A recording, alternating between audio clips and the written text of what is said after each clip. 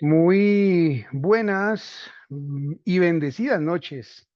Queremos brindarle a cada uno de ustedes, queridos amigos del Instituto Bíblico Pastoral Latinoamericano. Hoy es nuestra cuarta y última noche de esta maravillosa tercera semana internacional de estudios bíblicos en la que hemos podido compartir bajo el lema de lo que nos propone el Evangelio de Lucas, ahí en el capítulo 1, versículo 4, abro comillas, para que tengas solidez, ilustre Teófilo, cierro comillas. Los estudios recientes sobre Lucas y bueno, con el profesor Joel Green hicimos un recorrido por el contexto de la obra lucana, ¿no? Allí redescubrimos su valor, el valor que tiene esta obra como teología narrativa. Y la noche inmediatamente anterior, con el profesor Adrián Taranzano, hicimos un abordaje particular de esos relatos de la infancia de Lucas. Allí podemos verificar la riqueza de estos textos como una construcción teológica del evangelista, donde pudimos observar que no solo las técnicas de la retórica griega se hacen presentes allí, sino que de manera muy especial textos judíos de la época del Segundo Templo que ya circulaban en el primer siglo después de Cristo sirvieron también de insumo literario y teológico para redactar dichos pasajes. Ese es el camino que hemos recorrido durante estos días y esta noche cerraremos con broche de oro este caminar en el que hemos descubierto muchísimos tesoros. Hoy se nos da la oportunidad de abrir el cofre de la enseñanza, el cofre del aprendizaje con un tesoro más, al contar con la ponencia académica de Fray Edgar Toledo, quien es fraile dominico y doctor en Sagrada Escritura, y él nos va a estar hablando sobre las categorías de riqueza y pobreza en el texto de Saqueo, personaje y narrativa propia del Evangelio de Lucas. Como es debido y como lo hemos hecho durante estos días, y hoy claramente no será la excepción, les invito a que iniciemos esta jornada invocando la presencia del Señor y hagámoslo uniéndonos a la voz del orante, de ese orante que nos dejó una transmisión maravillosa en el Salmo 130 y pidámosle a Dios que nos permita crecer cada día en humildad, en sencillez, para estar siempre abiertos a su gracia, para no caer en la trampa de la soberbia, esa soberbia que nos enceguece y nos sumerge muchas veces en la falacia de sentirnos superiores a los demás. Oremos.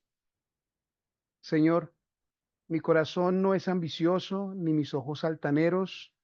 No pretendo grandezas que superan mi capacidad, sino que acallo y modero mis deseos como un niño en brazos de su madre. Espere Israel en el Señor, ahora y por siempre. Amén. Bien, queridos amigos, como lo hemos hecho las noches anteriores, queremos compartir con ustedes el orden del día, orden que seguiremos en nuestro cuarto día de encuentro académico, de esos momentos en que uno dice, hombre, qué pesar, ya estamos cerrando, esto ha estado maravilloso. Y hoy en este cuarto día, entonces, el orden propuesto es el siguiente. Como primer punto, tendremos la ponencia académica a cargo del doctor Fray Edgar Toledo. En un segundo momento, tendremos una sesión de preguntas y de reacciones por parte de ustedes, nuestros asistentes. En un tercer momento, tendremos la síntesis de la jornada a cargo del padre Humberto Aristizábal, quien es docente de la carrera de Ciencias Bíblicas del IBPL. Y en un cuarto momento tendremos este cierre de la tercera Semana Internacional de Estudios Bíblicos a cargo del padre Diego Espina, quien es el director del Instituto Bíblico Pastoral Latinoamericano. Bueno, con alegría entonces vamos a recibir en este momento a Fray Edgar Toledo, fraile dominico, nacido en Paraguay. Fray Edgar es doctor en teología bíblica de la Universidad Pontificia de Salamanca. Adicionalmente ha realizado también estudios bíblicos en Buenos Aires, Roma y Jerusalén. Es profesor de la Universidad Católica en Paraguay y de diversos cursos y talleres de animación bíblica. Asimismo, combina la docencia con el acompañamiento pastoral de las comunidades a cargo de los dominicos en el Paraguay. Forma parte de la Asociación Bíblica Argentina, sus siglas son ABA, y de la Asociación Bíblica Española, sus siglas son AB. Es miembro también fundador de la Biblista ATI del Paraguay y de la Escuela Bíblica San Jerónimo San Lorenzo. Actualmente es secretario ejecutivo de la animación bíblica de la pastoral de la Conferencia Episcopal Paraguaya. Entre sus publicaciones se destacan artículos como Ver, compadecerse y tocar, un comentario exegético teológico de Lucas 7, 11 y 17, o la metáfora maternal aplicada a Dios en el Deutero Isaías. También figura el capítulo del libro, abro comillas, al verla, el Señor se compadeció por ella, una lectura semiótica de Lucas 7, 11 al 17, cierro comillas, coautor también del libro La Hermandad desde la Biblia, aproximaciones textuales, contextuales e intertextuales a propósito de Fratelli Tutti, y de manera especial se destaca el libro fruto de su tesis doctoral titulado Del relato al prototipo, una lectura socionarrativa de los ricos en el Evangelio según Lucas a partir del relato de Saqueo. Fray Edgar, para nosotros es un placer gigante contar con usted esta noche. Agradecemos a Dios por darnos la oportunidad de tener este espacio, de regalarnos la vida y en este momento le escuchamos, somos oídos y corazón abierto a esa exposición que usted muy amablemente y muy generosamente comparte con nosotros el día de hoy. Bienvenido. Muchísimas gracias, hermano. Permíteme saber su nombre. ¿Es Lino o Lino, sí, es Lino? Lino, Muchas Fray gracias Edgar. por la presentación tan amable, tan grandiosa. Así que un gusto. El honor es mío y la alegría para mí de estar aquí. Agradezco al padre Fidel Loñoro, que ha sido el responsable y el culpable de poder estar aquí. Así que cualquier cosa le pueden reclamar al padre Fidel de alguna herejía que pueda decir esta noche. ¿Y me recuerda cuánto tiempo tengo? Así vamos con los horarios, por favor. ¿Cuánto tiempo de exposición tengo? ¿Una hora, Tenemos, 50 tenemos minutos? Fray entre 50 minutos y una hora. Sí, señor. Perfecto. Ok, muchas gracias. Puedo compartir pantalla, ¿no? A ver,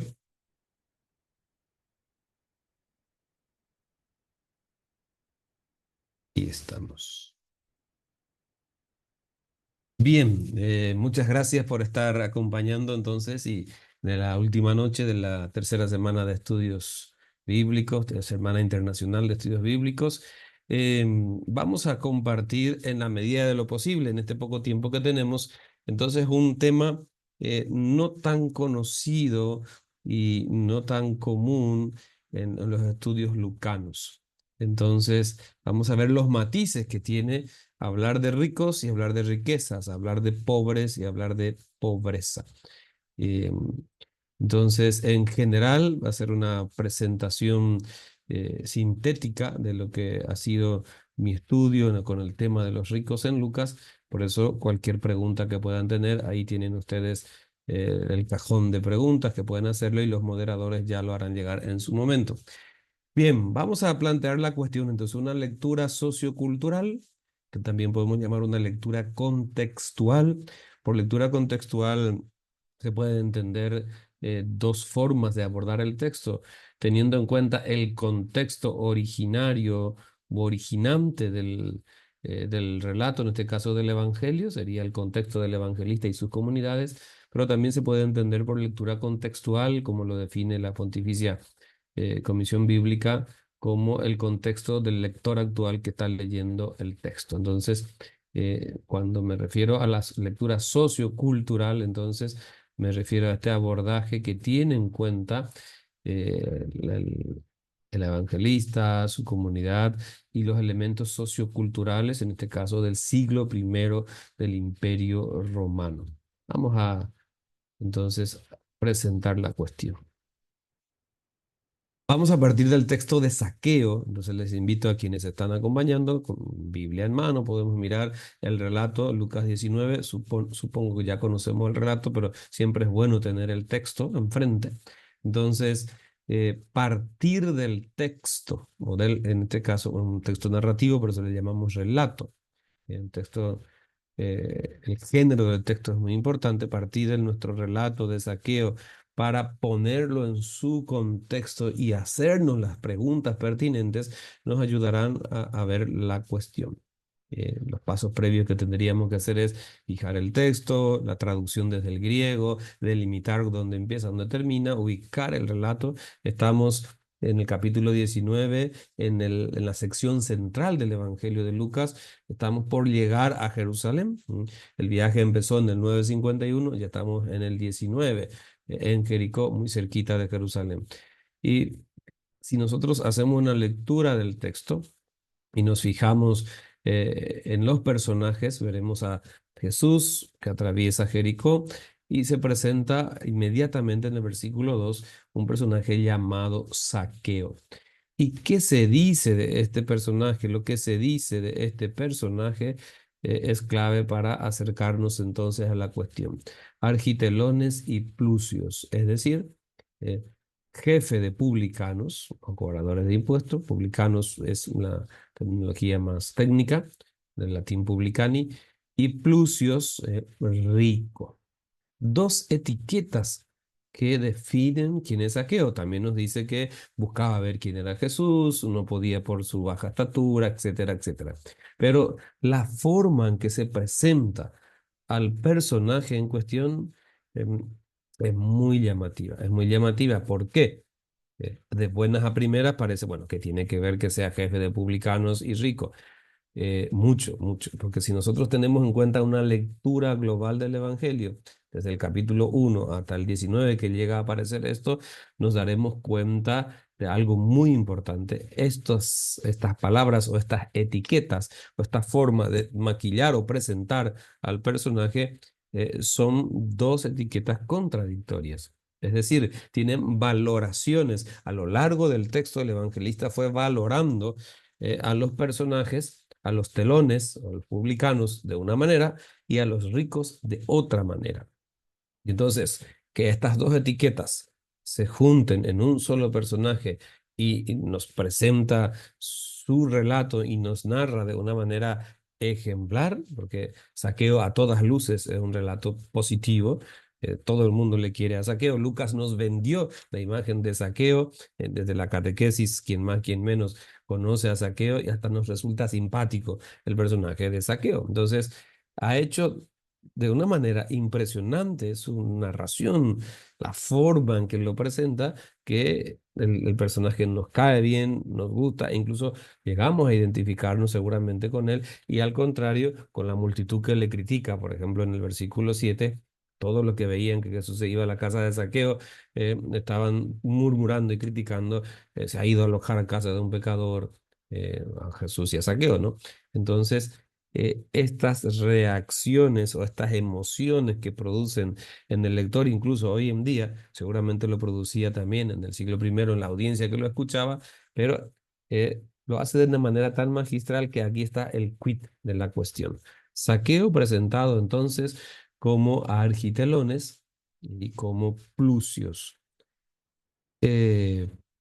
Para dar un paso más a la cuestión y para ir adentrando, entonces tenemos que hacer un estudio del vocablo plutos o plusios y sus derivados en todo el Nuevo Testamento.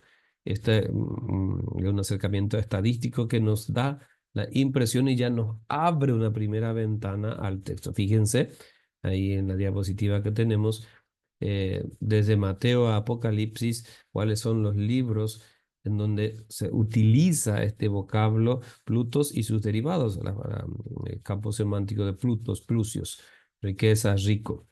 Entonces, Lucas claramente es el evangelio que contiene en 14 ocasiones, con creces supera a otros textos y a otros evangelios, por supuesto, en la utilización de este vocabulario. Apocalipsis también lo utiliza más de 10 veces, pero de maneras diferentes. Lucas lo utiliza de una manera bastante uniforme cuando se refiere a plusios ricos o a plutos riqueza.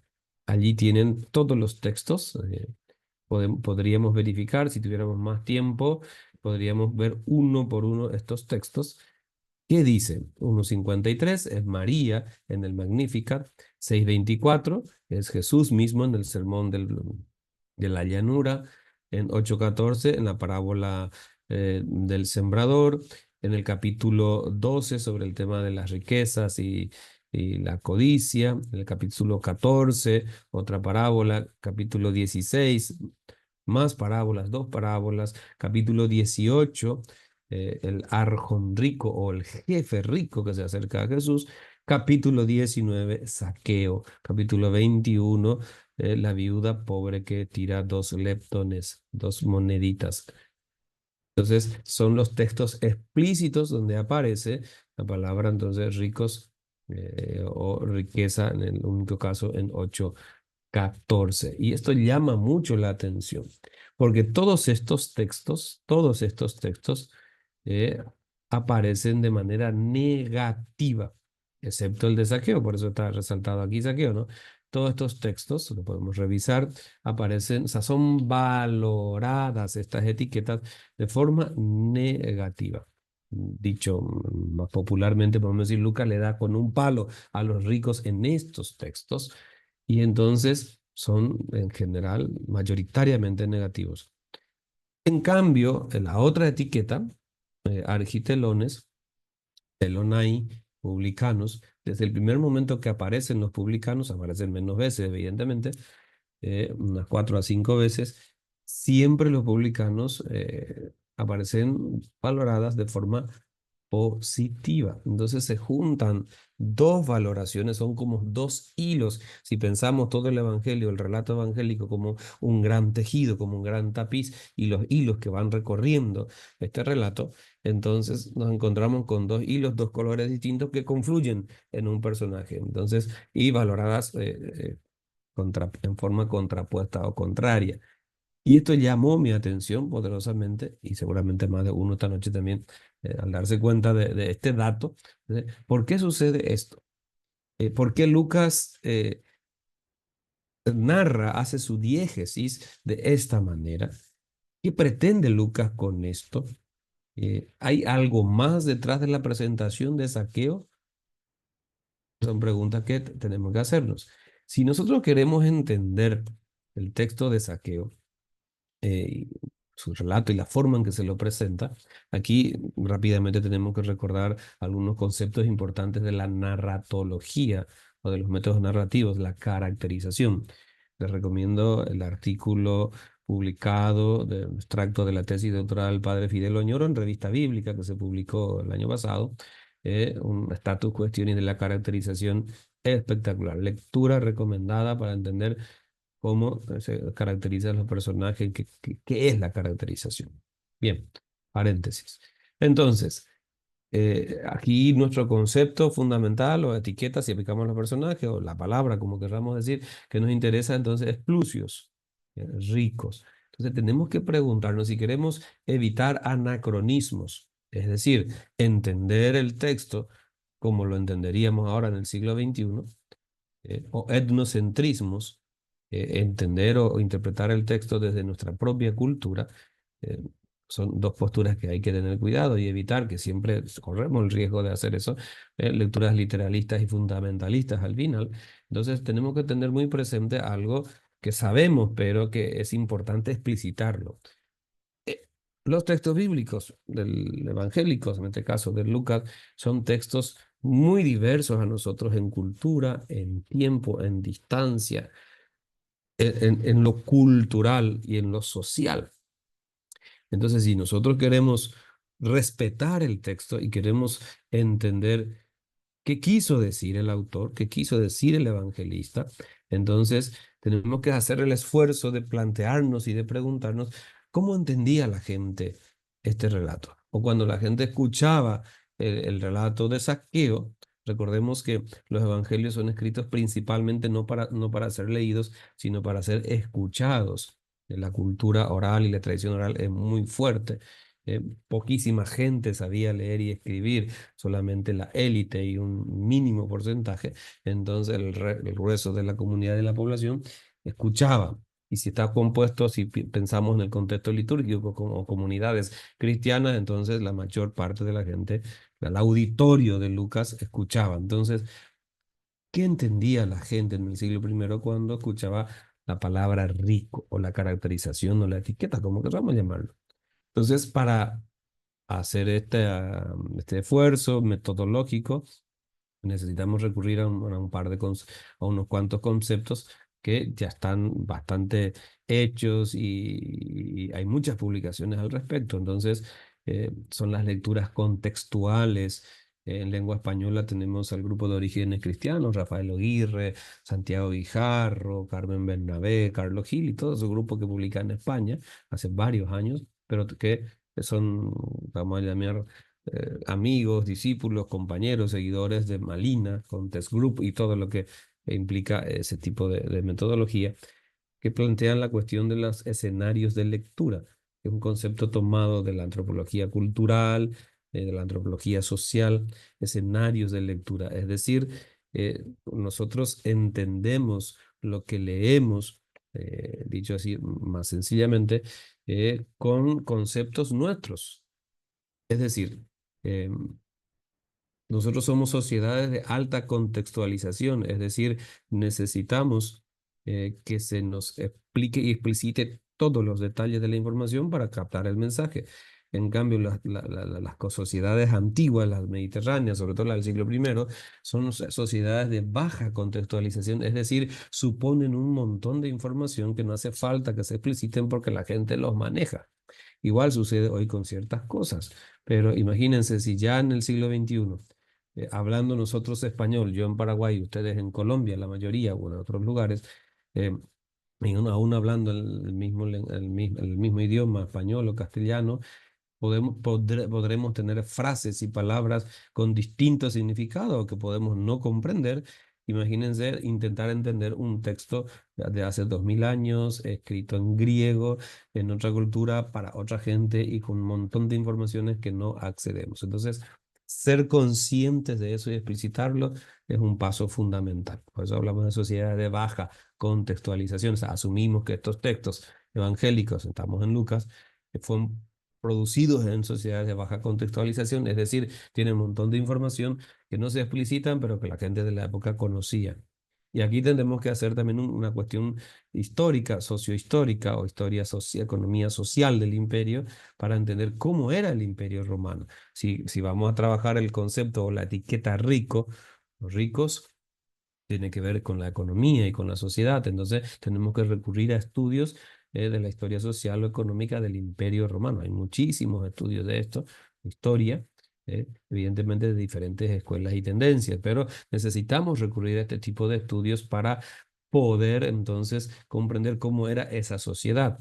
Y vamos a descubrir que el Imperio Romano es una sociedad altamente estratificada, que solamente había dos estratos. Se prefiere hablar de estratos y no de clases sociales, porque la terminología clase social es anacrónica para las sociedades antiguas. Esto nace en el siglo XIX con la filosofía marxista y el análisis materialista, etcétera. Entonces se prefiere hablar de estratos y solo había dos estratos: la élite, el estrato superior, y la no élite, un estrato inferior donde había un montón de gente diferente, diversa geográfica, culturalmente, pero que si algo tenían en común era la no élite. Los estudiosos más generosos hablan del 95 a 97% de la población del Imperio Romano no élite, y apenas 3 a 5% de élite. Entonces, aquí, teniendo esta información, ¿quién era un rico en el Imperio Romano en el siglo I? Podremos nosotros captar entonces qué está pretendiendo Lucas. Y lo vamos a decir rápidamente para comprender. Aquí la pirámide está tomado de Alfoldi, lo leo en español, de un profesor austriaco, alemán, que publica Historia de Roma, Historia Social. Entonces aquí tenemos la pirámide, fíjense quiénes estaban arriba y la mayoría de la población entonces en la base de diversidad de gente, libertos, esclavos, siervos, etcétera, rural y urbana, evidentemente. Bueno, entonces, teniendo en cuenta estos elementos del contexto social, cultural romano, ¿quién era un rico? Un rico, entonces, en el Imperio Romano no era principalmente alguien que tenía dinero, como podría ser, como lo es hoy en día. Nosotros hoy hablamos de ricos o una persona rica, inmediatamente pensamos en los millones de dólares que pueda tener. En la antigüedad no. Una persona rica era una persona, en primer lugar, que pertenecía al estrato alto. Y si es del estrato alto, entonces pertenecía al ordo de los senadores, o a la orde ecuestre, militares, prefectos, cónsules, o los decuriones, gobernadores de las provincias. Entonces, ocupaba el lugar alto en la pirámide. Su linaje era importante, o sea, eran personas nobles, normalmente educadas en diferente grado, pero educadas, tenían honor, prestigio, estatus, poder. Y en Paraguay decimos de yapa, por añadidura, y el por añadidura tenían riquezas, bienes y posesiones. Entonces, pero eso es lo menos importante en el sentido de que no lo define principalmente el dinero, los bienes, y no la posición social, sobre todo el estatus, el honor y el poder que pueda tener. Y evidentemente esto genera una imagen y unas percepciones muy diferentes de lo que nosotros podamos entender hoy en día. En la antigüedad el dinero no era importante, las riquezas se despilfarraban para conseguir más honor. Si ustedes recuerdan películas o series sobre el Imperio Romano, entonces se acordarán de que los que pleitean o los que pelean por subir y ascender en el estrato social, en la escala social, buscan honor, reconocimiento, buen nombre, estatus. Entonces despilfarran sus riquezas haciendo obras públicas, organizando lucha de gladiadores, construyendo circos, anfiteatros. Entonces el dinero está al servicio para conseguir honor. Y entonces aquí nos metemos también en un complejo mundo social de las relaciones patrones y clientes, el patronajo o evergetismo, se denomina así también, compleja relación de patrones y clientes, en donde los pocos patrones, benefactores, Lucas, por cierto, es el único evangelio que utiliza la palabra benefactor, evergetas, eh, daban o protegían de diversas maneras y ayudaban a sus clientes a cambio de lealtad, de honor, de fineza, podríamos decir. Entonces, esa compleja relación, de ahí viene el clientelismo, etcétera, etcétera.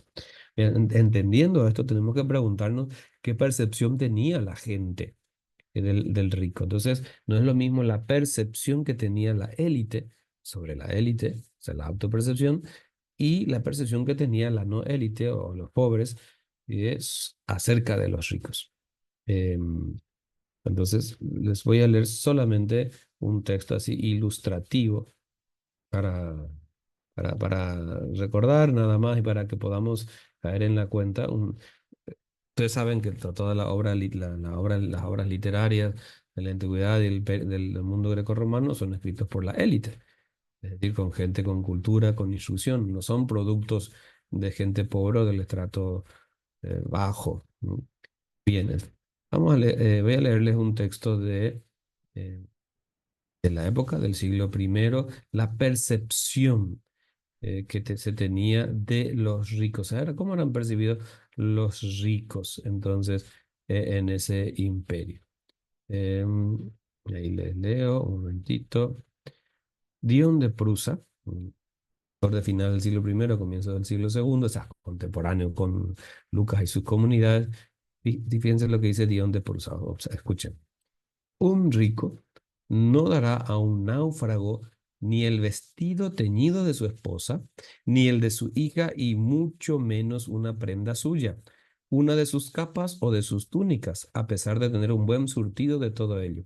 Un rico ni siquiera dará el manto de uno de sus esclavos, ni siquiera, aunque fuera posible encontrar a un rico, uno entre 1 millón, generoso y magnánimo de carácter, tal hallazgo no impediría demostrar a las claras que generalmente son mucho peores que los pobres en lo referente a la generosidad. Bien, entonces esto es como un texto que sirva simplemente de ejemplo de cómo incluso en la élite, cómo se percibía por un lado, pero generalmente ellos se autopercibían generosos, honorables, sabios, magnánimos. Entonces, de la mejor manera posible. En cambio, la percepción de los pobres hacia los ricos, evidentemente había un odio mutuo entre ellos, evidentemente, pero la gente, el pueblo, la cultura popular, consideraba a los ricos que eran todos ladrones. Entonces la frase común era, un rico es un ladrón o hijo de ladrón. Y lo recoge San Jerónimo, ya en el siglo IV lo recoge San Jerónimo en uno de sus comentarios. O es ladrón o hijo de ladrón. Entonces, con estos, con estos pequeños textos nos damos cuenta entonces de la percepción contraria que tenían sobre los ricos, tanto la élite y la no élite. Incluso la percepción religiosa es interesante tener en cuenta. En el mundo pagano grecorromano, el rico era afortunado. La diosa Fortuna le sonreía y por lo tanto le iba bien en la vida, entonces, y el pobre era miserable, y entonces ni siquiera a veces era digno. La palabra compasión o misericordia no es ninguna virtud y no es apreciable en esa cultura. En la percepción religiosa incluso, y si miramos el mundo judío, leyendo desde el Antiguo Testamento y teniendo de fondo la cuestión de los ricos y la riqueza, vamos a ver que incluso en el Antiguo Testamento y en la cultura judía está muy fuerte la percepción de que los ricos y la riqueza es producto y es bendición de Dios. Ahí ya le sonará de fondo la teología, la prosperidad, todo eso. Los patriarcas del Génesis son todos ricos, tienen muchos bienes. Es cierto que hay otra línea llamada la literatura profética y sapiencial, que demanda, acusa y reclama a los ricos, etcétera. Pero hasta en la mirada religiosa judía estaba considerada la riqueza y los ricos como bendecidos o la bendición de Dios. Por eso ustedes se recordarán la escena en el capítulo 18, versículos 23 y 25, cuando Jesús le dice al dirigente rico, eh, vende todo lo que tiene, dáselo a los pobres, luego ven y sígueme. Él se puso triste y entonces Jesús dice, más fácil que un camello pase por el ojo de una aguja que un rico entre en el reino de los cielos. Cuando los discípulos escuchan esto, se asombran, se asustan, porque en el fondo están diciendo, si el rico no puede salvarse, entonces ¿quién se va a salvar? Y bueno, cuestiones que hay de fondo. Bien. Entonces, teniendo en cuenta estos elementos, el relato, lo que significaba rico en el siglo primero, poniendo el relato, el personaje de Saqueo, en este caso rico, en su contexto, conociendo las percepciones que había, diferentes percepciones que había, entonces, y comprendiendo fundamentalmente que ser rico no era cuestión de dinero o riquezas, poseer bienes, sino que honor, estatus, prestigio y de paso bienes. Entonces, teniendo estos elementos, volvamos a releer todo el Evangelio de Lucas y nos vamos a encontrar con una sorpresa interesantísima, desde el capítulo 1 hasta el capítulo 24, por cierto. Entonces, para hacer este ejercicio, ahora tenemos que releer todo el texto, teniendo en cuenta estas informaciones y estos escenarios de lectura para tratar de comprender cómo recibía la gente ese relato que escuchaba sobre los ricos. Y sobre todo teniendo muy presente que Lucas se dirige a un cratiste, Teófilo. Cratiste es la palabra griega que se usa, y cratiste lo usa Lucas y en su obra Lucas Hechos, siempre referido a personas que tienen algún tipo de poder y que pertenecen al estrato alto de la sociedad. Y aquí ya estamos en cuestiones entonces que se fueron dando estos días, cuestiones introductorias. Ustedes saben que hay eh, dos líneas fuertes de interpretación de Teófilo. El otro día también el doctor Green lo estaba diciendo. Era una figura literaria nada más o una figura histórica. Yo soy partidario y defiendo de que Teófilo representa a un rico recién convertido que entra a la comunidad y que Lucas le dedica su obra y le enseña la solidez del evangelio o de lo que es ser cristiano.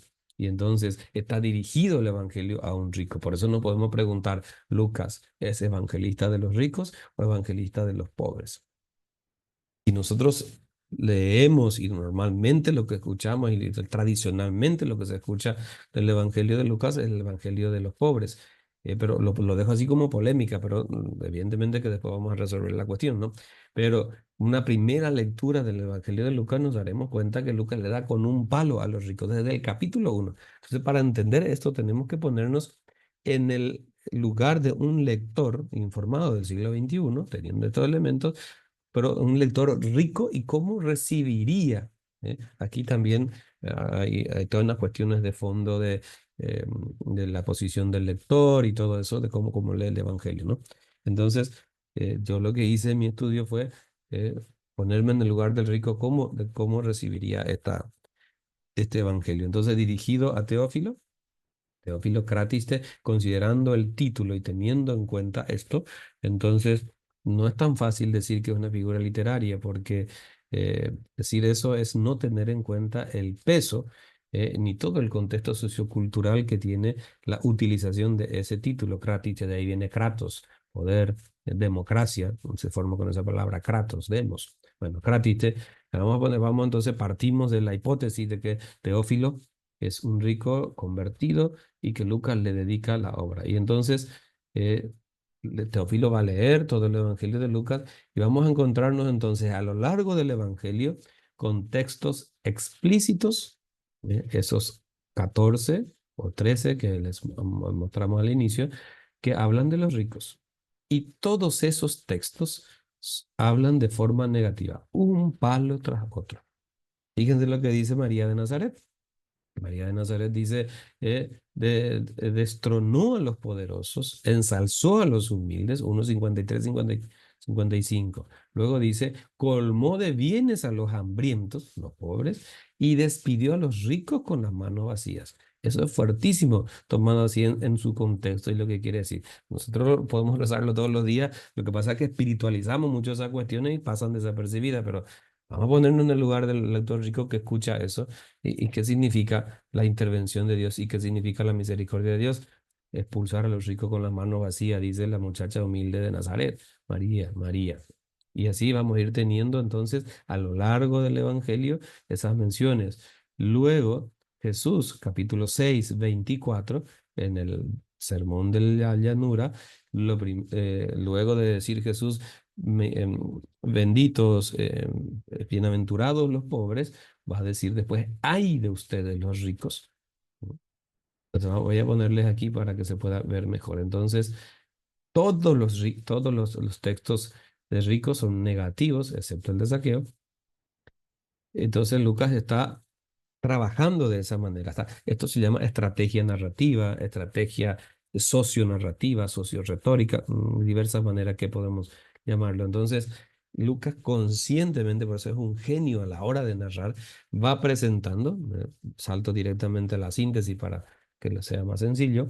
Lucas lo que hace es, a lo largo de su evangelio, presenta a los ricos de forma negativa, le da un palo a los ricos, pero a la vez de forma implícita, es decir, como yo sé que son implícitos esos textos, por la información que tengo del siglo primero, de la sociedad del siglo primero, y porque ya hemos entendido cómo es la sociedad y la percepción que hay, entonces se presenta personajes ricos sin decir que son ricos, pero que la gente de la época lo entendía perfectamente, no necesitaba que se le dijera que fuera rico, entonces con personajes que son ricos, pero sin decirlo en forma implícita, se los presenta de forma positiva. Entonces, a la vez está trabajando como una urdimbre, como está tejiendo todo ese evangelio con los hilos sobre los ricos y la riqueza. Ricos y riqueza, evidentemente. Está en la otra cara de pobres y pobreza, porque todo está relacionado, pero ahora estamos enfocándonos en los ricos.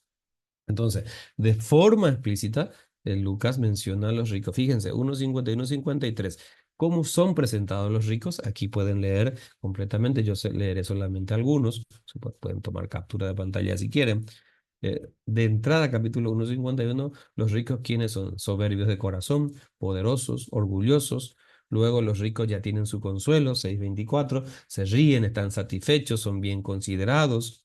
Las riquezas y los placeres que ahogan la palabra, la primera que aparece, riqueza de los ricos.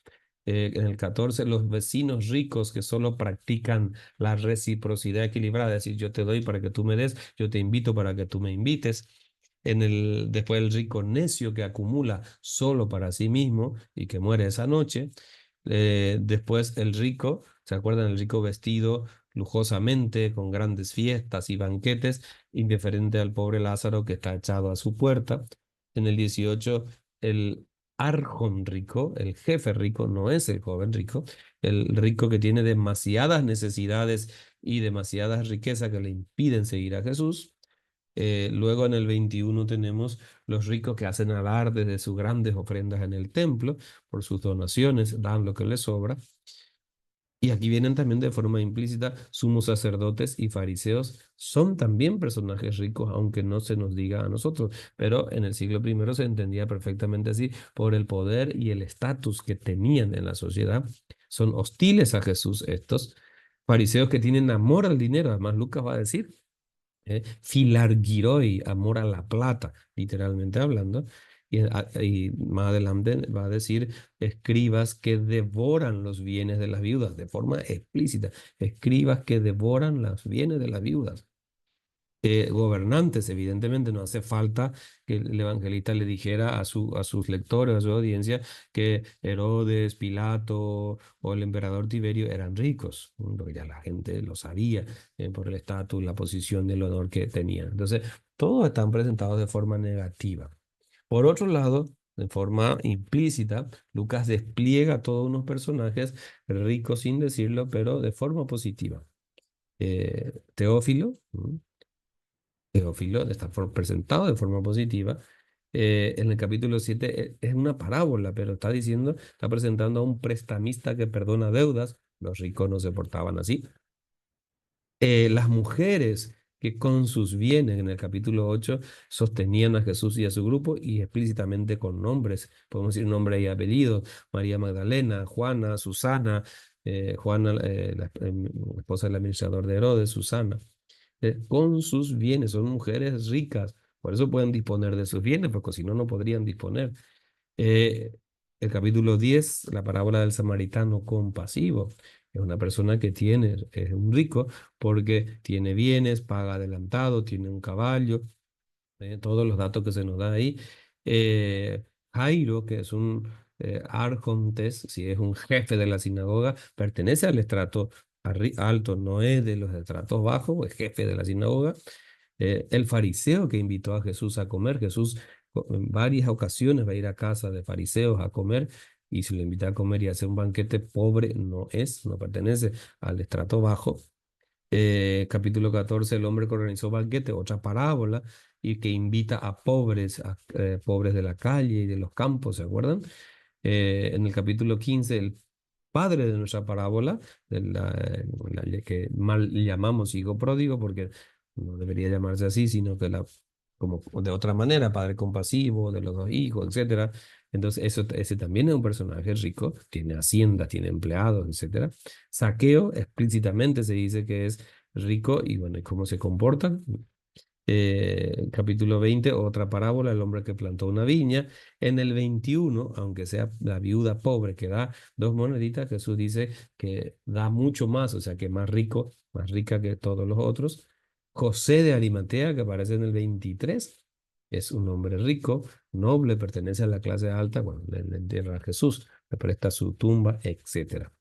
Entonces, con estas cuestiones, Saqueo, podemos decir que Saqueo es el rico que pasó por el ojo de la aguja. Entonces, ahora entendemos cómo la etiqueta rico queda negativo hasta ahora, en Saqueo se presenta como positivo, y telones, argitelones, los publicanos que siempre fueron positivos, entonces se juntan aquí. Los publicanos desde el primer momento reciben la predicación del Bautista, se quieren convertir y bueno, y reciben a Jesús y acogen el Evangelio. Entonces aquí se presenta Saqueo de esa manera. Entonces, ¿qué hace Lucas finalmente? ¿Qué hace Lucas? Lo que hace Lucas a lo largo de su evangelio con Saqueo, Saqueo no es un relato más, sino que Saqueo es como un retrato robot o un identikit. Podemos hablar de prototipo, si queremos, en términos sociales, de la teoría social, de un rico positivo. Es decir, para comprendernos mejor, lo que Lucas ha hecho a lo largo de su evangelio, tratando el tema de los ricos y los pobres y la riqueza y la pobreza, es mostrar a su destinatario Teófilo y a sus comunidades eh, de la siguiente manera, ¿sí? Los ricos negativos, eh, entonces no. Los ricos positivos sí. Es decir, aquí está de fondo una pregunta, y la pregunta es, ¿se puede ser rico y cristiano a la vez? Es una pregunta que intenta responder Lucas. Lucas no solo intenta responder, responde y propone un modelo, un prototipo que es Zaqueo.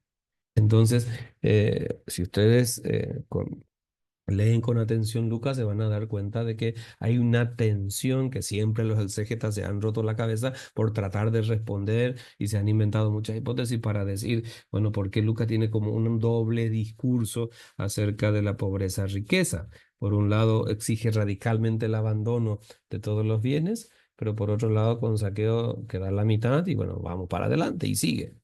Bueno, entonces aquí se resuelve esa tensión y esa cuestión lucana. Entonces la pregunta, ¿se puede ser rico y cristiano?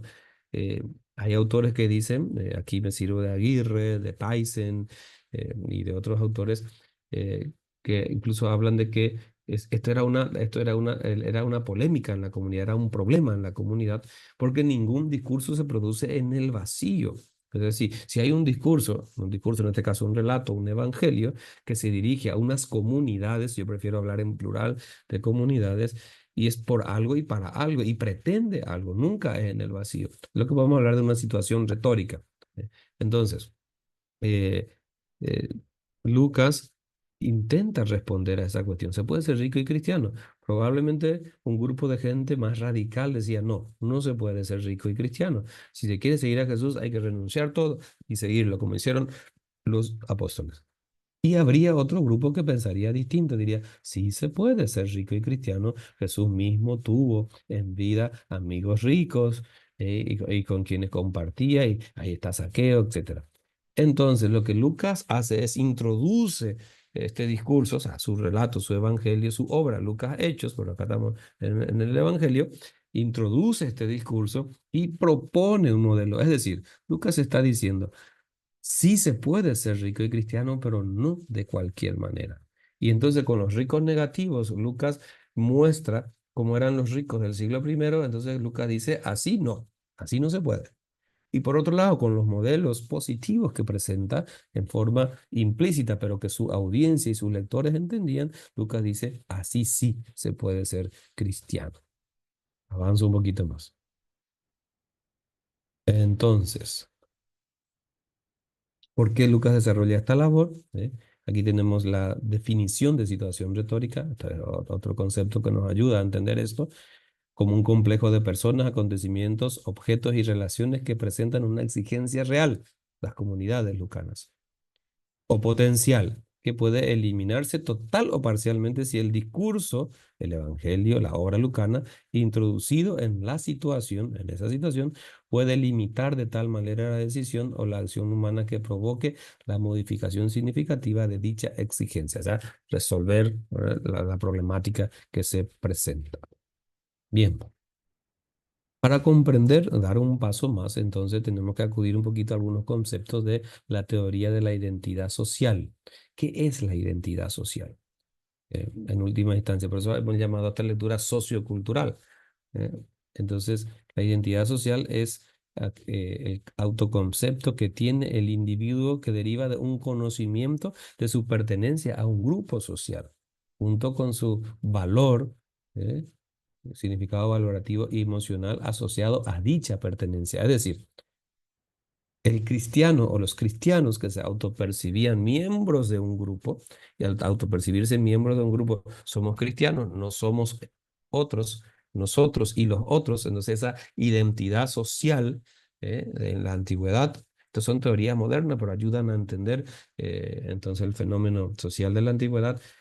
Sentirse parte de un grupo les aporta un valor. ¿eh?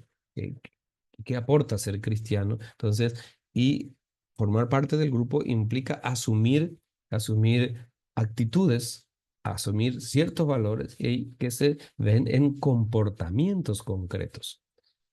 Esto es más complicado todavía, pero lo digo así rápidamente. Eh, en el mundo antiguo del Imperio Romano, la religión en general, había una oferta de supermercado de religión, la religión en general no incidía en la vida personal del individuo. Por eso estaba el culto al emperador, las familias, el pater familias tenía otra vez su culto doméstico, tenían su panteón, etcétera, etcétera. Pero, y eso no implicaba, no tenía una implicancia ética o moral en la vida del individuo. Pero el cristianismo, cuando se presenta en este conjunto de ofertas, es muy diferente porque creer en Jesús implicaba cierta conducta, ciertos valores y ciertas actitudes. Entonces la conversión implicaba eso, asumir esos valores del grupo para diferenciarse de otros, y eso te conllevaba ciertas prácticas. Aquí sirven mucho los estudios sobre los orígenes del cristianismo para entender este fenómeno complejo, porque nosotros a veces pensamos que uno de los factores que influyó en el éxito del cristianismo y cómo un grupito de 12 o 120 judíos, galileos, que siguieron a Jesús y después de la experiencia pascual terminan conquistando el Imperio Romano. Entonces, a veces pensamos que fue la palabra, el discurso, eh, el factor determinante. Pero hay estudios muy interesantes que dicen más que el discurso, más que el contenido intelectual, fue el estilo de vida, lo que convenció a ese mundo del Imperio Romano. Y eso es muy interesante para pensarlo porque tiene mucho que ver con esto. Se puede ser rico y cristiano, como están presentados los ricos en el Evangelio de Lucas, la otra cara de los pobres y la pobreza. Entonces, acudimos a este concepto de prototipo, otro concepto que nos ayuda. Entonces, ¿qué era un prototipo en las ciencias sociales, no un prototipo en mecánica o en ingeniería, ¿no? La representación de una persona que se cree que caracteriza al grupo, no es un miembro actual o real del grupo, sino la imagen de una persona ideal que encarna el carácter de ese grupo. Entonces, Saqueo viene a funcionar narrativamente como un prototipo, es el relato. ¿eh?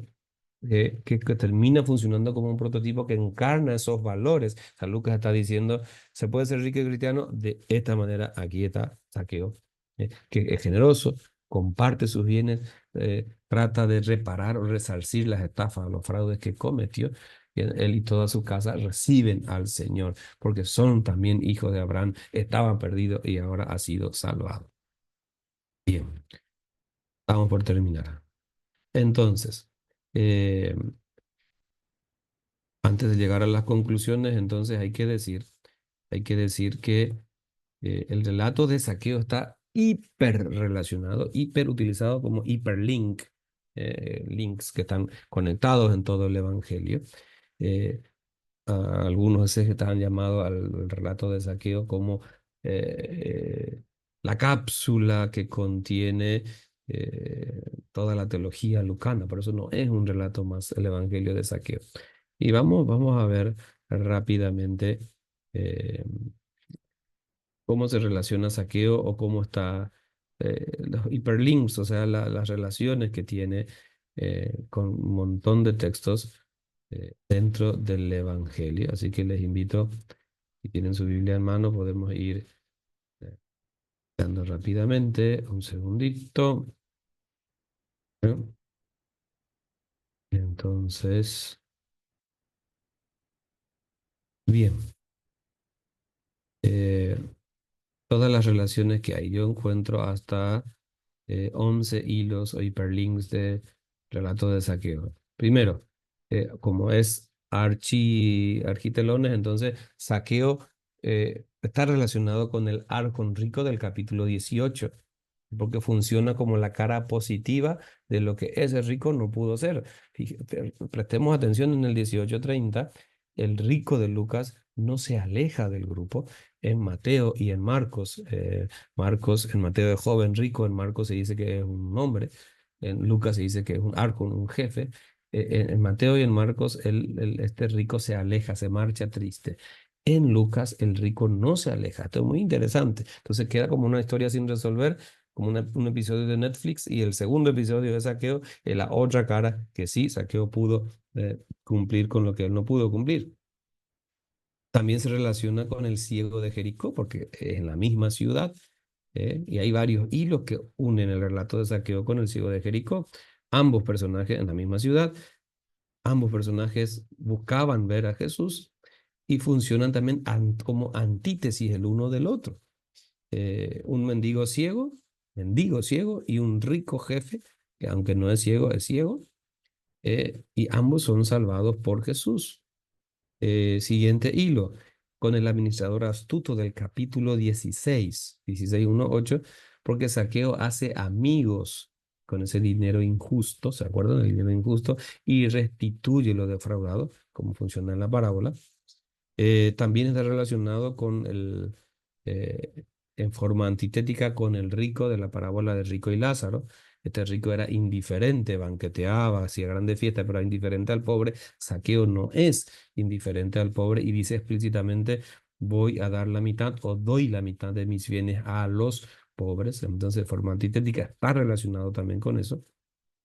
La búsqueda de Zaqueo, porque 19:13 dice buscaba ver a Jesús, también está relacionado con el texto en el capítulo 11, versículo 9, que dice, el que busca, encuentra, pero también podemos pensar en Herodes, que buscaba ver a Jesús, ¿eh? Y tuvo su oportunidad en el relato de la pasión, solo que la reacción y respuesta de Herodes es diferente a la de Zaqueo.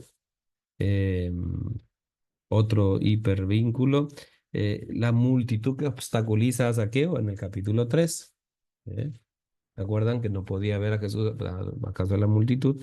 También nos recuerda otra escena en que la multitud y los discípulos impedían a los niños acercarse a Jesús en el capítulo inmediatamente anterior, en el 18. Eh, el vocablo semeron, es decir, hoy ha llegado a la salvación de esta casa, también está conectado con todas las veces que aparece el vocablo hoy en sentido salvífico en Lucas, por ejemplo, en 2:11, 4:21, 5:26, 23:43, donde el hoy es como una categoría, un concepto soteriológico. La misma cosa, la actuación de Jesús que se hospeda en la casa del architelones, también conecta con todas las otras veces que Jesús se fue a comer en casa de publicano, por ejemplo, en la casa de Leví, en capítulo 5, o en la casa de fariseos o escribas importantes, capítulo 7, capítulo 15, capítulo 14, etcétera, etcétera. Entonces, la comida con los pecadores, la comida con los ricos, con los jefes. En resumen, también la etiqueta pecador, jamartolos, que se aplica a Zaqueo, conecta con todos los otros personajes que son tildados de pecadores y que se encuentran con Jesús. Después la frase o el motivo perdido y encontrado y perdido y hallado también relaciona el relato de Zaqueo, por ejemplo, con las tres parábolas del capítulo 15. La abeja perdida, la moneda perdida, a mí me gusta decir los hijos perdidos, el menor y el mayor, etcétera. El uso del verbo dei, hoy debo ir a tu casa, como necesidad dicha por Jesús a la hora de autoinvitarse a la casa de Zaqueo, también se relaciona con todas las veces que aparece en el Evangelio y que se refiere al plan de Dios cuyo cumplimiento es inevitable y que tiene un aspecto soteriológico también. Finalmente, la etiqueta hijo de Abraham, que se aplica a Zaqueo, ¿se acuerdan? Jesús dice de Zaqueo, este también es hijo de Abraham, está conectado irremediablemente con la mujer encorvada del capítulo 13, cuando también Jesús dice, esta es hija de Abraham, varones y mujeres, las dos caras. Bueno, bien, entonces así nos damos cuenta de que Zaqueo no es un relato más. Vamos concluyendo. Ser rico para la época del evangelista no tiene que ser solamente, no tiene que ver con el dinero, sino que con el honor y el evangelismo, ya lo dijimos. Lucas lleva a cabo toda una labor de construcción del personaje rico para proponer un prototipo, más que modelo. Yo evito la palabra modelo por una cuestión también pastoral y de interpretación. El único modelo es Jesús. Entonces, ejemplar o prototipo. Lucas está reaccionando y respondiendo a una necesidad retórica de sus comunidades y aprovecha la ocasión para presentar una propuesta. La propuesta que hace Lucas a los ricos de sus comunidades busca formar la identidad social, es decir, así sí, así no. ¿Mm? Y no solamente responder a un problema puntual.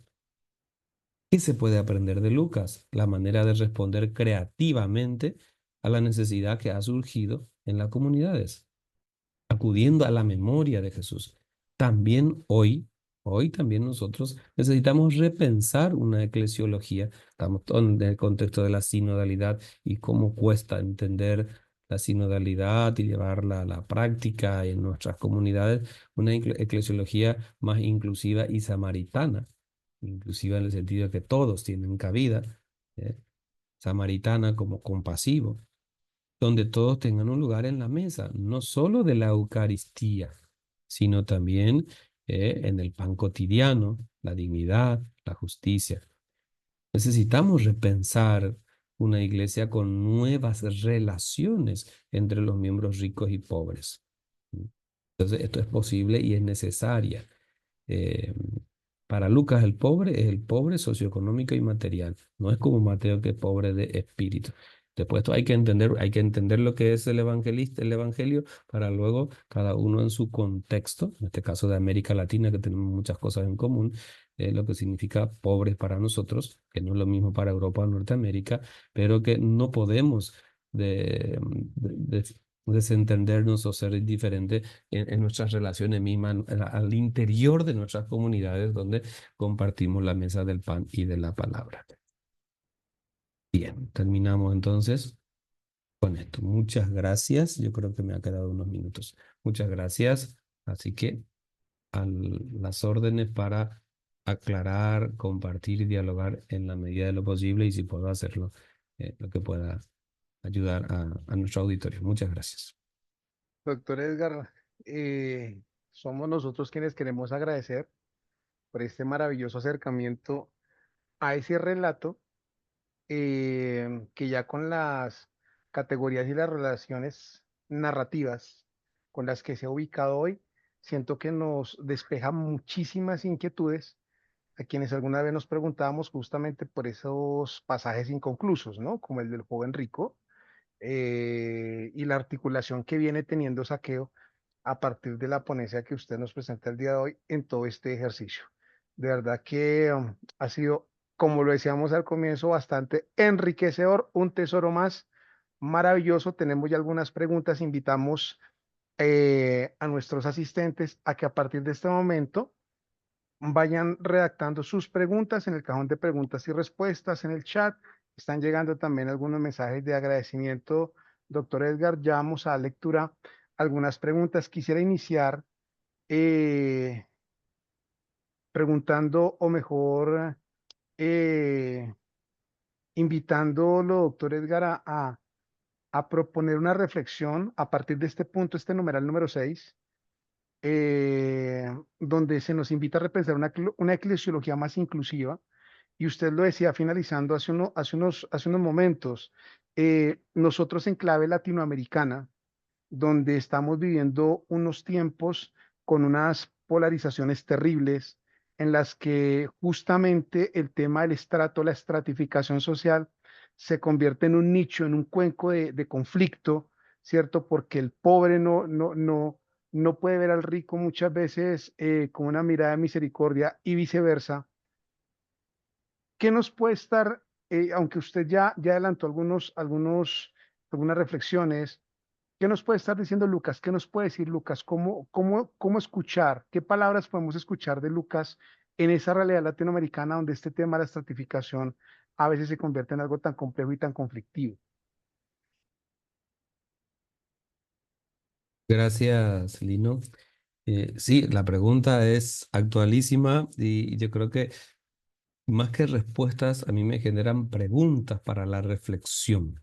Yo no quiero pecar de ingenuo y decir se tiene que hacer esto, porque lo que sí hay que es preguntarse cómo nosotros, en este caso en Colombia, en Paraguay, en otros países, cómo podemos hacer para que nuestras comunidades parroquiales, movimientos, congregaciones, diócesis, podamos vivir unas relaciones más justas, más fraternas, que tiene que empezar al interior de nuestras comunidades y nuestras iglesias. Entonces, y para ello necesitamos reflexionar, sentarnos juntos a escuchar y releyendo y teniendo estas claves quizás de lectura de Lucas, y mirando el ejemplar de Zaqueo, ver entonces ricos y pobres que tienen que aprender mutuamente. Entonces, hoy en día también hay un rechazo y hay un odio a los pobres. ¿Recuerdan ustedes la palabra aporofobia que de la Cortina, la filósofa española, había puesto de relieve hace unos años? El odio hacia los pobres y los prejuicios que hay. Así como en la antigüedad había muchísimo prejuicio hacia los pobres, hoy en día también hay.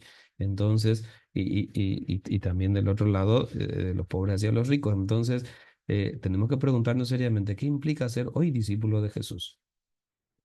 Lo que es seguro es que no se puede dejar indiferente. Yo vengo, rezo y voy a mi casa, si soy rico, y yo vengo, rezo, me voy a mi casa, soy pobre, o no me junto, no me relaciono y no quiero. Entonces aquí la cuestión es sentarnos a ver como iglesia, como comunidad, porque no hay recetas para esto. ¿Cómo podemos encontrar caminos de fraternidad? Porque el rico necesita convertirse, o si no, no puede ser discípulo de Jesús. Necesita compartir sus bienes. La generosidad y la limosna está aquí. Limosna no en el sentido moderno, sino limosna en el sentido bíblico. Hacer justicia, equilibrar un poco la balanza, no acaparar y no ser indiferente. Y el pobre también, eh, que pueda también ser capaz de recibir y acoger al hermano rico sin que se sienta humillado y aplastado en su dignidad y en su persona. Por ahí yo creo que pueden ir, como más bien reflexiones, no recetas, ¿no? Maravilloso, Fray Edgar. Muchísimas gracias. Me quedo con esas dos frases yo aquí tomando nota.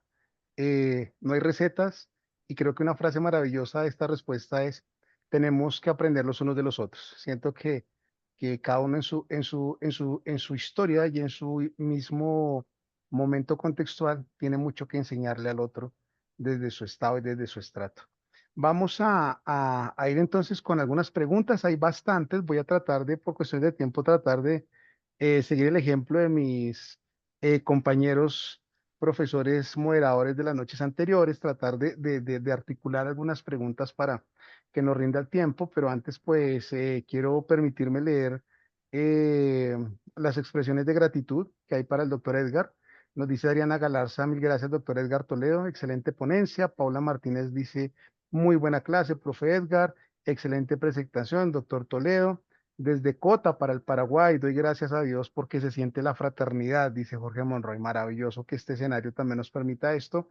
Y quiero entonces iniciar con una pregunta que nos hace William Rengifo, eh, y tiene que ver con uno de esos elementos narrativos que aparecen en el texto de Saqueo. Dice, el hecho de que se especifique que Saqueo se suba a una higuera, sicómoro, ¿tiene un significado en especial?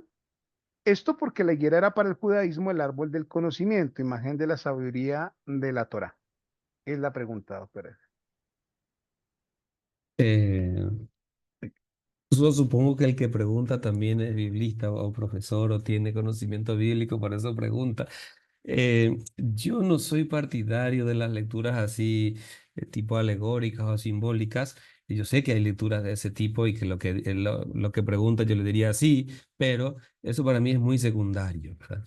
Sí, pero eso no es lo más importante. Además, no es higuera, es sicómoro, no es higuera. Sicómoro es una especie de higo silvestre, ¿verdad? Entonces, se pueden buscar explicaciones culturales del pueblo judío o simplemente ir a lo más esencial del relato, que era la forma de vencer su imposibilidad de ver a Jesús. Entonces, la mejor solución se subió al árbol y ahí se pudo encontrar con Jesús. Pero, digo, no excluyo ni uno ni otro, pero no quiero irme en primer lugar buscando explicaciones simbólicas, sino tomándome en serio el relato, ¿verdad? Perfecto, doctor Edgar, muchas gracias. Aquí hay una pregunta, esta no la hace Ingrid Majori Guerra. Dice, ¿qué pistas pastorales, dice ella, para el hoy se pueden trabajar para el buen manejo del dinero, de tal manera que no se endiose el dinero, pero que tampoco se le satanice? Sí, yo creo que esa justamente es la riqueza del planteamiento de, de Lucas a partir del texto de Saqueo, lo que acabo de explicar en la noche. eh, Lucas no sataniza. Yo no quiero hablar de las riquezas, prefiero hablar de los ricos, porque muchísimo tiempo se ha hablado más bien de la ética y de la moral, riqueza y pobreza. No existe riqueza si no hay personas. Entonces yo prefiero hablar de personas, ricos y pobres. Entonces Lucas no sataniza a los ricos, pero sí les da con un palo si no se quieren convertir. Entonces, si los ricos comparten sus bienes y no son indiferentes, bienvenidos. Pero si los ricos no comparten, son indiferentes, acumulan solo para sí y no piensan en los demás, ahí no puede ser discípulo de Jesús. Eso es clarito en Lucas, ¿verdad? Y hoy en día nosotros tenemos que plantearnos entonces también, y hoy en día en la iglesia, ¿cómo es? Perfecto, doctor. Acá hay una pregunta acerca de un término. Daniel Telles, de una expresión que el doctor utilizó. Daniel Telles dice, cuando hablaste de sociedades de baja contextualización, ¿está esto relacionado con la obra desarrollada por el antropólogo Edward T. Hall acerca de las culturas de alto y bajo contexto? Sí, son ideas tomadas de la antropología cultural y evidentemente, digamos, está de base, de fondo esos estudios. Yo no conozco personalmente esa obra, pero más yo lo leo de segunda mano a través de los estudios de Bruce Malina y de otros antropólogos culturales, ¿verdad? Pero entonces reconozco mi ignorancia de ese texto, pero viene de ese mundo y de los estudios de las sociedades de estudios de sociedades mediterráneas de baja y alta contextualización que el grupo de Malina, Bruce Malina, Contest Group, ha tomado esos resultados para aplicarlo a la lectura de los textos. Perfecto. Bueno, hay otra pregunta por acá. Vicente González pregunta lo siguiente. Si bien en el Imperio Romano la riqueza se asociaba al estatus y al honor, en el contexto judío se asociaba a los bienes, tierras, ganados, tesoros. ¿Cómo se expresa en Lucas estas dos maneras de comprender la riqueza? Bien. Em, yo creo que hay que tener en cuenta los dos contextos de la obra lucana y sus destinatarios.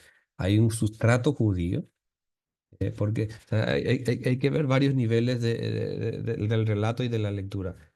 Uno es lo que se cuenta, lo que se relata, que es Jesús judío con sus discípulos judíos en un contexto judío. Ese es el primer nivel, lo que se relata, lo que se narra. Ahora, eso que se narra y se relata está ya en un contexto grecorromano fuera de la cultura judía, que es el autor y sus lectores, y utilizan entonces esos elementos del mundo cultural grecorromano. Entonces, está la fusión, vamos a decir, bueno, fusión o combinación de esas dos culturas. Entonces, es muy interesante ver cómo Lucas resuelve la cuestión. Sí, para el mundo judío es una bendición de Dios la riqueza, los bienes y las propiedades, porque eso en todos lados está. Entonces, si esto se toma parcialmente, caemos en la teología de la prosperidad. Dios bendice y prospera como signo de bendición de Dios. Lucas no es de esa teología o de ese pensamiento. Entonces, por eso tenemos que leer Hechos de los Apóstoles y vamos a ver lo que se anuncia en Lucas, se cumple en Hechos de los Apóstoles y vamos a ver que después los ricos entran a las comunidades, ponen sus bienes en común. Solo hay que pensar en Hechos capítulo 2, que los hermanos tenían todo en común, no había pobres entre ellos porque vendían sus propiedades y sus bienes, lo ponían en común, o ricos como Cornelio o como Lidia, la comerciante de púrpura. Entonces, en Hechos de los Apóstoles, Él nos muestra ejemplos concretos de lo que significa ser cristiano. Entonces, ya no sirve solamente la cuestión bendición y prosperidad de Dios, sino que estos bienes que se tienen, o esas personas que lo poseen, los tienen que poner en común con los que necesitan. O de lo contrario, no son del Evangelio del grupo de Jesús. Lucas eso lo tiene clarito. Ok, doctor. Nos pregunta Alejandra, dice lo siguiente, dice Fray Edgar. En ese orden de ideas, el relato de saqueo se vuelve fuente de confrontación de la teología de la retribución, al desvincular la benevolencia divina de la riqueza material o a nivel de honor social. Sí, podríamos, o sea, podemos decir que hay confrontación, pero recordemos que ya en el Antiguo Testamento, que el tema de la retribución o la teología de la retribución, por ponerle un nombre moderno, eh, no es la única manera de entender en Israel. Ya en el Antiguo Testamento tenemos libros que cuestionan eso. Job, solo hay que pensar en Job. Y vemos entonces que está en entredicho esa doctrina o teología de la retribución ya en el Antiguo Testamento. Entonces, en ese sentido, Lucas estaría más conectado con esa línea de pensamiento. Y esto es la riqueza de la Biblia, de la palabra de Dios, que no hay una teología, son teologías y varios rasgos que se encuentran y se complementan, y algunas son contradictorias en el Nuevo Testamento también. Y entonces, en ese sentido, no sé si la palabra correcta es confrontación, complementación o distanciamiento de ese modo de pensar, pero que está conectado de una tradición judía también ya. Pero que sobre todo responde a un mundo cultural grecorromano en donde la relación entre ricos y pobres es poquísima o nula, y esto viene a ser problema cuando empiezan a entrar algunos ricos en la comunidad. Esto no era problema en la primera generación de cristianos, porque eran quizás gente pobre, campesina, esclavos, pero cuando empieza a convertirse y a entrar gente rica en la comunidad, que viene con todo su bagaje, su costumbre, su estilo mundano, entre comillas, de ser de esa sociedad, entonces se generan los problemas. Porque, por ejemplo, solo hay que pensar que un rico o de un estrato alto no se sentaba en la mesa a comer con un pobre o con un esclavo. Y entonces, cuando van a las comunidades, eso también Pablo menciona el problema de los corintios, cuando van a las comunidades a la Eucaristía, ahí tienen que compartir juntos. Ahí ya no hay amos y señores, son hermanos. Y ahí vienen los conflictos. Esa respuesta, Ray Edgar, creo que nos da pie para la siguiente pregunta. Estoy revisando las preguntas, siento que algunas ya se han ido respondiendo con las que se han hecho inicialmente. Estoy revisando algunas aquí. Aquí hay una pregunta que creo que se articula un poco con el tema de la actualización, esto último que acaba de decir el doctor Edgar, de cómo se presenta esa relación, ¿no? Ese tema coyuntural entre la relación de pobres y ricos. Dice María Angélica Nao, se puede decir que el llamado a la actualidad, al hoy, desde la narrativa lucana, es que la riqueza integral sí existe y la desea Dios en su plan para todo su pueblo, entendiendo la riqueza integral como ser rico en todo, en humanidad, en sabiduría y en la correcta distribución de la riqueza. Ujú. Sí, pero primero no y después sí. Es decir, se puede decir así, pero eso es muy posterior. Primero hay que hacer los pasos, los niveles anteriores, comprender el tema de la riqueza y la pobreza en nuestros contextos y nuestras comunidades.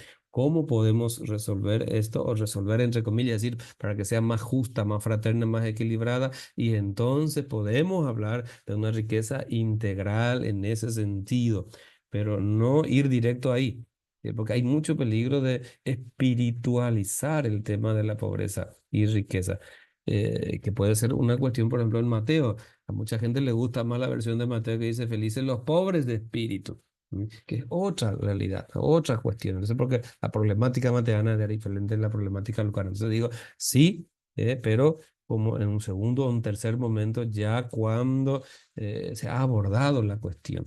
Entonces sí. Perfecto, Fray Edgar. Ya sería una última pregunta también para ir concluyendo esta sesión. Eh, Han quedado muchas preguntas, sí, disculpa, sí, le sí, sí, pedimos sí. disculpas a la gente, pero creo que no podemos responder todas, ¿no? No, es el tema, y justamente es decimos aquí en Colombia, el antojito que nos queda, ¿verdad? El antojito que nos queda para continuar, pero aquí hay una que siento que nos es muy propicia para cerrar esta sesión de preguntas. Nos dice hombre, pues teniendo en cuenta el relato de saqueo que hemos visto hoy, podríamos decir que Lucas puede abrir las puertas a una iglesia mucho más inclusiva a todo el ámbito de las periferias en la actualidad. Sí, sí, definitivamente sí. Yo creo que eh, ese es el desafío, iglesias, comunidades. Yo conozco muy poquito la realidad colombiana, ¿no? Entonces, siempre tenemos que tener, para hacer una buena lectura de la Biblia y no ser fundamentalistas o literalistas, es necesario entender lo que el autor quiere decir el evangelista. Eso hemos intentado hacer esta noche. Entonces, el texto en su contexto. Y una vez entendido eso, podemos hacer hermenéutica, es decir, y hoy en día, ¿qué nos dice a nosotros? Y esa es la reflexión y la tarea de la comunidad, que tiene que dar una respuesta ante esta realidad. Lo que no puede pasar, lo que no debería seguir pasando y fuéramos indiferentes o que nos dé lo mismo, es que en nuestras iglesias puede haber estratos también de iglesias, hermanos y parroquias y grupos y movimientos, y entonces que eso nos parezca normal, natural y naturalicemos la injusticia de la mala distribución de los bienes y la riqueza también en la iglesia, ¿no? Fray Edgar, yo me voy a permitir, había dicho que era la última, sin embargo, surge aquí una pregunta. Pero ya con el compromiso de que en verdad esta es la última, porque aquí hay una pregunta que nos pone como en el otro escenario, ¿verdad? Vimos acerca de los ricos, hablamos acerca de los ricos, pero nos dice William Rengifo, ¿y qué hay de los pobres con esquemas mentales de rico? Dice él. Así como de forma implícita hay una buena manera de ser rico, una buena manera de ser rico, ¿en Lucas existe una mala manera de ser pobre? Eso es para una tesis doctoral, entonces yo creo que hay muchos estudios ya de pobres y pobreza, hay muchos estudios, pero la pregunta apunta a, yo diría la otra cara de este estudio que sería cómo se caracteriza a los pobres, si hay pobres negativos y hay pobres positivos. Es para un estudio, o sea que yo animo a, si hay colegas aquí o estudiantes, anímense a encarar un estudio de tesina, así, o un artículo en la carrera y a estudiar cómo se caracteriza esos pobres también en Lucas. Sería un maravilloso Había una complemento. persona que levantaba la mano, no sé si se le puede dar o no, no, no. Sí, no la tengo aquí en el radar. Ya se fue, ya se fue, ya se fue. Aquí tengo una manito, no, a ver si la veo por acá de pronto. A ver. Duis, solo que en la dinámica propia del evento estamos haciendo las preguntas por vía chat como tenemos una Excelente. asistencia masiva, para no poner. Te responde William Rengifo, Fray Edgar, dice William, quien hizo la pregunta, dice gracias, profesor Toledo, me puso tarea. Entonces, ahí tienes, ahí tienes, William, un maravilloso. Y acá que nos acompaña un gran número de estudiosos de la Biblia, creo que también quedaron animados a indagar acerca de si se puede ser un mal pobre en el Evangelio de Lucas. Fray, tenemos una cantidad de comentarios de agradecimiento. Dice Daniel Telles, muchas gracias, doctor Toledo. Marta Soler dice muchas gracias. Andrea dice muy iluminador el aporte sociocultural para interpretar la obra lucana. Gracias, doctor Toledo. Y nos preguntan, doctor Toledo, que en dónde se puede acceder o cómo se puede acceder a la literatura, a los escritos, al trabajo suyo, si hay algún enlace, alguna página, algún link, algún Sí. sitio en el que se pueda acceder al trabajo académico suyo. Esto que estoy presentando es una síntesis de la tesis. Ustedes lo pueden encontrar el libro en cualquier librería de Verbo Divino. Yo creo que hay Verbo Divino en Colombia. Por Amazon, más fácil de conseguir por Amazon. Está en Amazon el libro.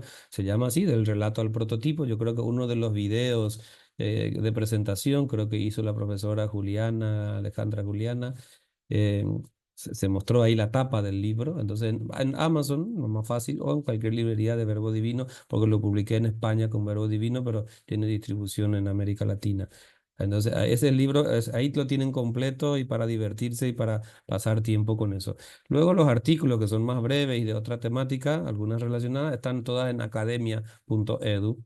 Academia.edu, Edgar Toledo Ledesma, ahí están todos. Yo quiero hacer una invitación, si me permite.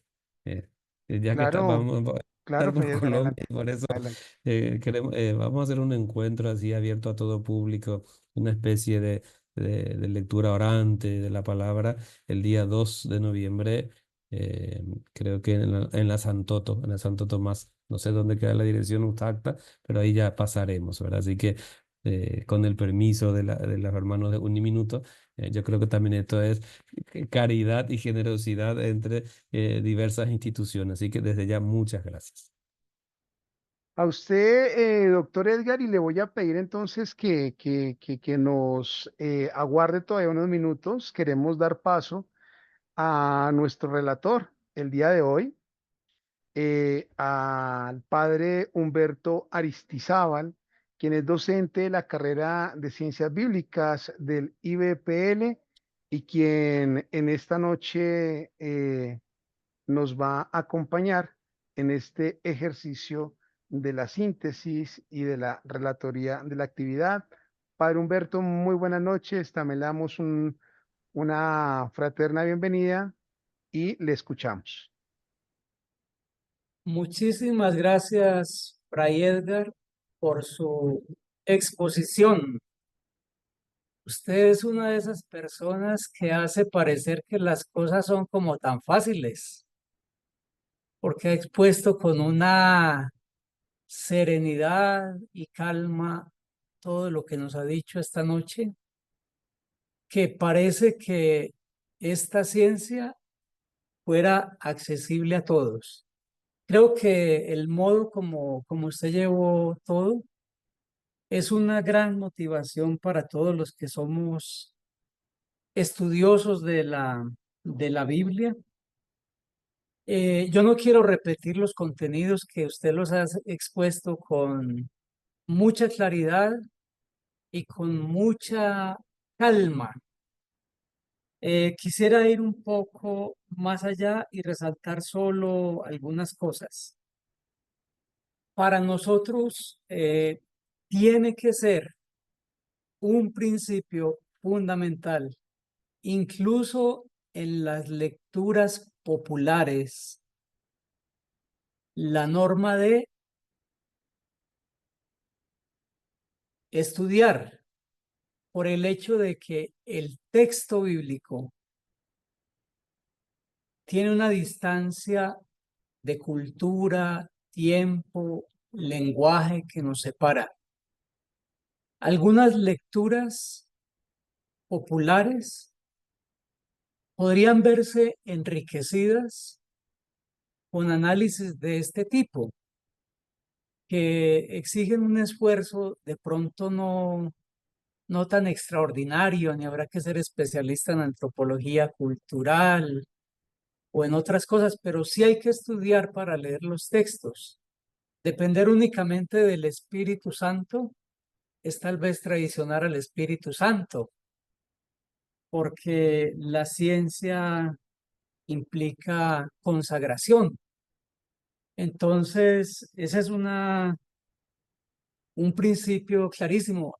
Tenemos que estudiar y esta conferencia creo que nos motiva a todos a estudiar tanto las técnicas que nos ayudan a comprender los textos en sus orígenes, como las ciencias que nos ayudan a traducir el texto para los problemas que se nos presentan hoy y que no estuvieron en ese tiempo.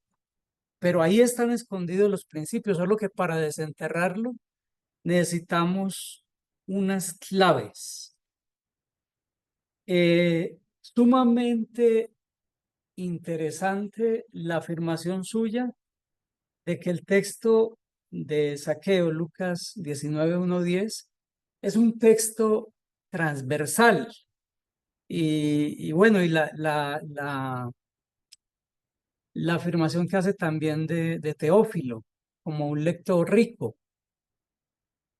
Creo que poniendo la transversalidad de Lucas 4:16-30, que es un texto programático de Lucas, al lado de Zaqueo y junto con Teófilo, lleva la discusión sobre pobres y ricos al interior de las comunidades creyentes a un nivel superior, donde desaparece lo que nos distingue y entonces todos son bienvenidos, más allá de su caracterización social. Creo que valorar el texto en su transversalidad, lo mismo que valoramos Lucas 4:16-30 como texto programático, pues nos pone en el ámbito de la fraternidad, que finalmente es el proyecto de Dios. Muchísimas gracias. Creo que todos quedamos motivados para estudiar, pero usted nos hace creer que esto es fácil. Entonces vamos a creer que esto es fácil y nos vamos a empeñar en seguir estudiando y trabajando porque los resultados que da el estudio en estos temas pues es extraordinario, además de la luz del espíritu, claro está. Muchas gracias y buena noche. Padre Muchas Humberto. gracias, profesor Humberto. Gracias. Gracias, Padre Humberto, también por esa reflexión tan especial en este momento y haciendo eco de lo que el Padre Humberto dice en este instante, algunos mensajes de gratitud por la sencillez para compartir los estudios. Dice la hermana Miriam Sarango, muy agradecida por la sencillez para compartir los estudios y al mismo tiempo la profundidad con la que se nos comparte. Queremos en este momento también dar paso a nuestro director del Instituto Bíblico Pastoral Latinoamericano, al padre Diego Ospina, a quien recibimos también con un caluroso y fraterno saludo hasta ahora. Padre Diego, bienvenido. Y no, muchas gracias.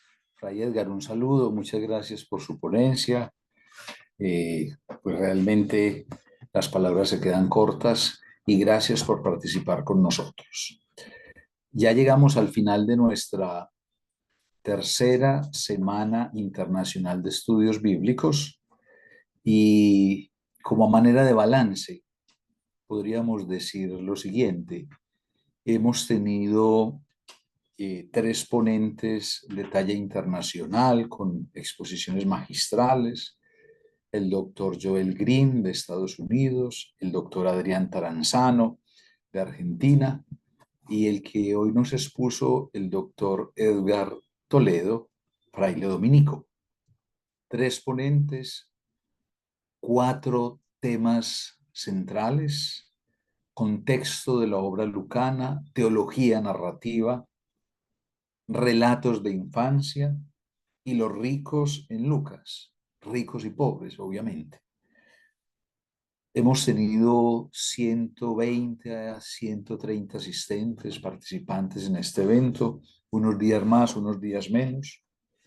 Un comité académico comprometido con sus moderadores, sus relatores, con el traductor que tuvimos en los dos primeros días, Diego, le damos las gracias. Ayer también nos prestó el servicio en un conversatorio que tuvimos con el profesor Green, ya en otro espacio, Daniel Telles, un agradecimiento para ellos que son estudiantes de nuestra carrera.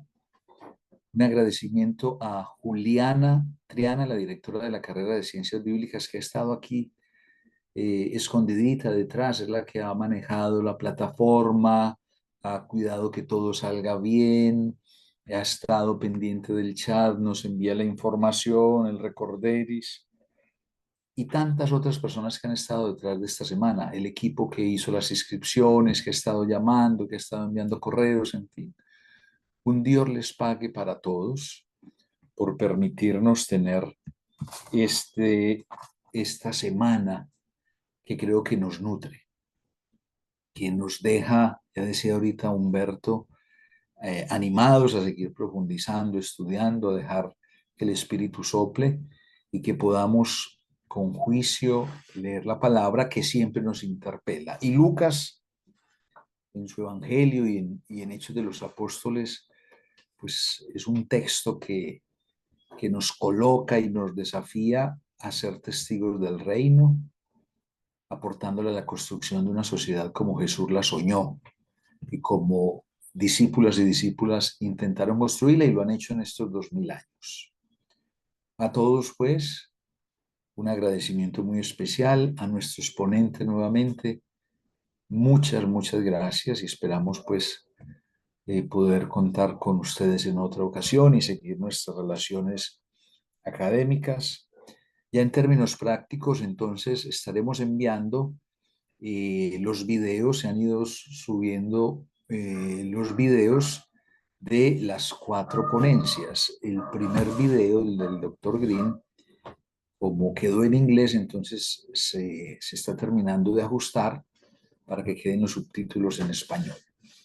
Entonces se subirán los videos y luego haremos el acopio de las ponencias para que se compartan a manera de memorias. Que podamos seguir vinculados en relación. Y les decimos que el Instituto Bíblico Pastoral Latinoamericano de Uniminuto, con este evento académico, celebra sus 25 años de existencia y nos alegra profundamente hacerlo de esta manera, nutriéndonos, ofreciendo, dando, brindando la posibilidad de acercarnos a esta profundización en la palabra de Dios. Les recuerdo, hay posibilidad de acceder a todas nuestras ofertas de educación continua y, por supuesto, a la carrera que tenemos en Bogotá, presencial, la carrera de Ciencias Bíblicas, única carrera profesional en Colombia, y estamos en la construcción de 2 programas virtuales. Una carrera de pregrado, carrera profesional virtual y posteriormente nuestra maestría en Ciencias Bíblicas. Que puedan seguir vinculados a nosotros, a nuestra facultad, a través de nuestra página. Y muchas, muchas gracias. Que el Señor les bendiga y les acompañe. Gracias, Lino. Gracias, profesor Toledo. Muchísimas gracias a todos una vez más y una vez más a Fray Edgar, mil y mil gracias por este espacio, a todos ustedes que nos han estado acompañando durante estos días, y las puertas del Instituto Bíblico Pastoral Latinoamericano quedan abiertas como siempre lo han estado para todos quienes quieran compartir, preguntar y conocer un poco más acerca de todo ese ejercicio exegético y bíblico que se teje, se construye y se desarrolla desde acá. Un abrazo gigante. Mil bendiciones y mil gracias.